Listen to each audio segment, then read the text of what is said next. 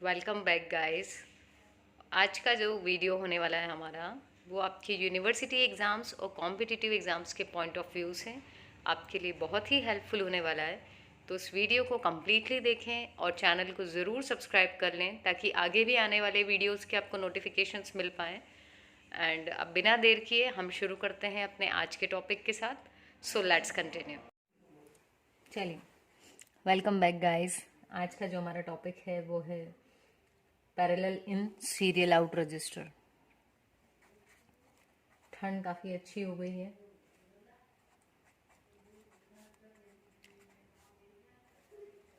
Parallel in serial out register,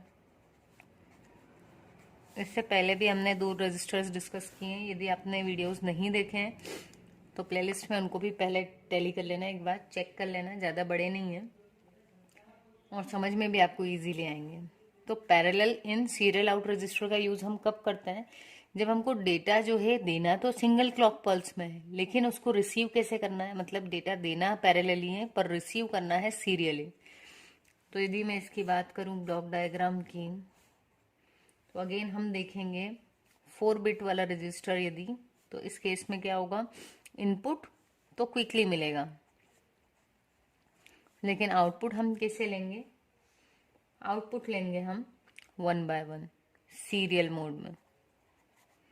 तो 4 input और यहाँ मान लो हमने क्या भी दिया हुआ है, क्लॉक।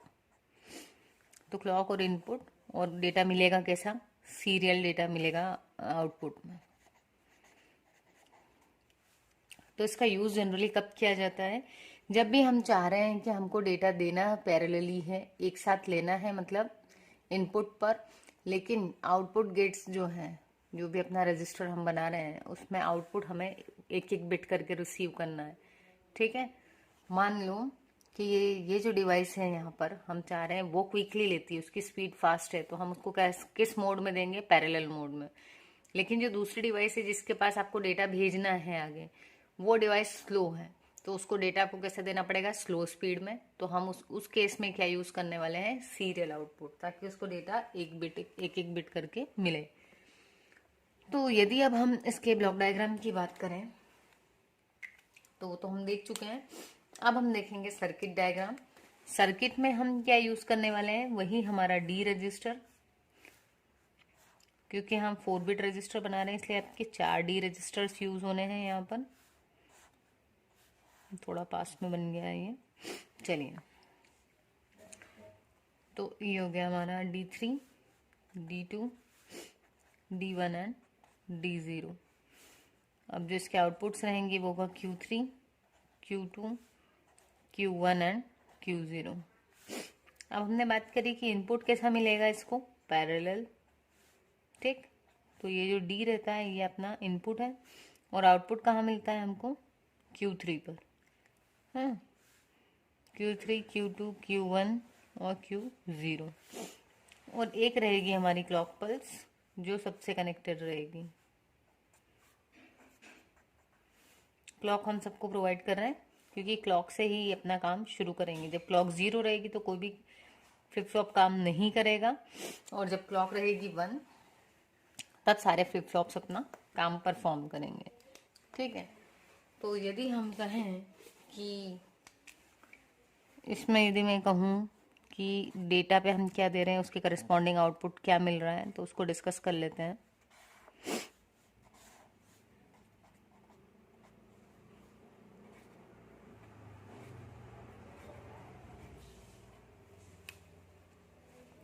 चलिए, तो सबसे पहले जब अपनी क्लॉक 0 थी तो सारों पे इनपुट जो था, इस पे सब पे इनपुट 0, इनपुट 0 तो सब पे आउटपुट भी 0, क्योंकि हम यूज क्या कर रहे हैं?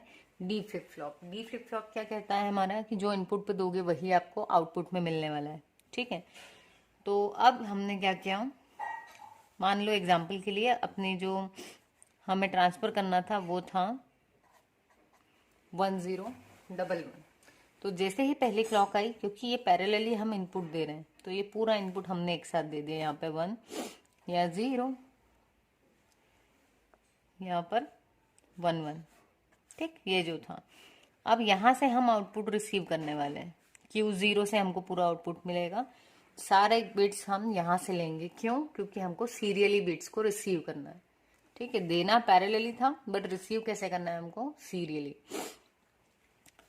तो जब क्लॉक 0 थी तो सारे 0। जैसे ही हमने क्लॉक 1 की और यहाँ पर वैल्यूज दी 1 0 1 1 1 0 1 1, तो अब क्या हुआ? तब हमारे पास में जिस पर आप जो दोगे वो आपको एज इट इज मिलेगा। तो D3 पे दिया 1 तो Q3 पे 1 आ गया। यहाँ 0 दिया तो आपको 0 मिला। यहाँ 1 दिया तो 1 मिलेगा एंड ये 1 यहाँ पर मिलेगा। अब हमने क्या बात करी कि आउटपुट हमको कहाँ से मिलना है? Q0 से। ठीक है, तो आउटपुट Q0 से मिल गया। क्या मिल गया हमको? 1। तो हमारे पास में एक बिट तो आ गई है। अब हमको क्या करना है? बाकी की जो 3 बिट्स थी ये भी यहीं पर आना चाहिए। ठीक है, तो इसलिए क्या होगा? क्लॉक तो अब हम 1 ही रखेंगे। अब D3 पर हम कोई नया इनपुट नहीं देंगे। ये मिला 0, यहाँ 0 रहेगा अब। ठीक है, अब क्या हुआ कि जैसे ही क्लॉक आई तो ये जो पुरानी वाली वैल्यू थी ये इसको एज ए इनपुट मिलेगी। तो इसको मिला 1। D2 पर दिया 1। ठीक है, उसके बाद में जब ये आगे बढ़ा था तब ये भी आगे बढ़ा। D1 पे क्या रहेगा? 0। और ये वाला जो 1 था ये वाला 1 इस पर आ गया है। सबको हम कनेक्ट कर देंगे आपस में। ठीक, तो नेक्स्ट वैल्यू जो हमको मिली वो क्या मिली? ये 1 से शिफ्ट हो गई है। ये 1 हमारा पहले हमने रिसीव कर लिया था तो ये हट गया। अब ये वाला 1 यहाँ आया है, 0 यहाँ आया है। शिफ्टिंग हुई हर किसी की। तो अब जिस पर जो था उसके आउटपुट में वही मिलेगा। तो यहाँ मिला 0, यहाँ पर 1 0 1। तो ये जो Q0 है इस पर पहले क्या मिला था? हमें 1 मिल चुका था। अब ये दूसरा 1 आ गया है। एक 1 पहले मिल गया था, दूसरा 1 अब आया है। ठीक है, नेक्स्ट फिर से जब नेक्स्ट क्लॉक आएगी, ये थी आपकी सेकंड क्लॉक। थर्ड क्लॉक जब हम फिर से चलाएंगे इसको तब क्या होगा? D3 पे हमने 0 दे ही दिया था। D2 जो था इसके पास में भी D3 की जो 0 वाली वैल्यू थी वो आ जाएगी। अब जो यहाँ पर वैल्यू क्या दे रखी थी हमने? D2 का आउटपुट क्या था?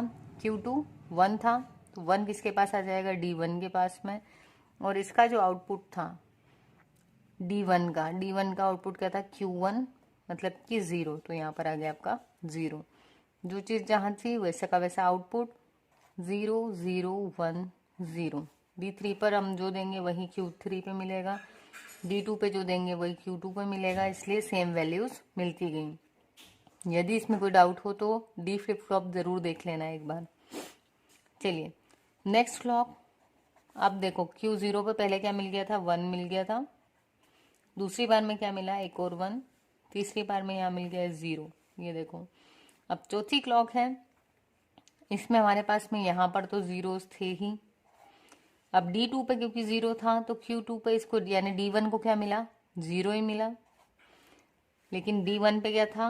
1 था इससे पहले वाले स्टेट में। तो 1 का जो यहाँ 1 था वो Q1 से D0 के पास क्या आया? 1 आया। और बाकियों के पास में सेम वैल्यू। तो Q0 पे अब फाइनली क्या मिल गया हमको? 1। तो इस तरीके से हम सीरियल आउटपुट ले लिया हमने। दिया पैरेलली था लेकिन लिया हमने यहाँ पर रिसीव सीरियली किया है। ठीक है, तो ये हमने एक सिंपल डायग्राम से समझा है। यदि हम चाहें तो हम इसको और डीप में जा करके यहाँ पर जो एंड गेट्स यूज होते हैं उसके थ्रू भी समझ सकते हैं। लेकिन क्योंकि आपको बेसिक लेवल पर था इसलिए हमने इसको बेसिक ब्रीफ में ही समझा है। ठीक है, तो आई होप ये जो हमने टेबल बनाई है उससे आपको चीज़ें क्लियर हो गई होंगी। यदि आपको वीडियो समझ आई हो तो चैनल को ज़रूर सब्सक्राइब करना ताकि आने वाले वीडियोस के आपको नोटिफिकेशन मिल जाए। और कमेंट करके भी यदि आप अपना एप्रिसिएशन यदि देंगे तो मुझे बहुत अच्छा लगेगा। Thank you.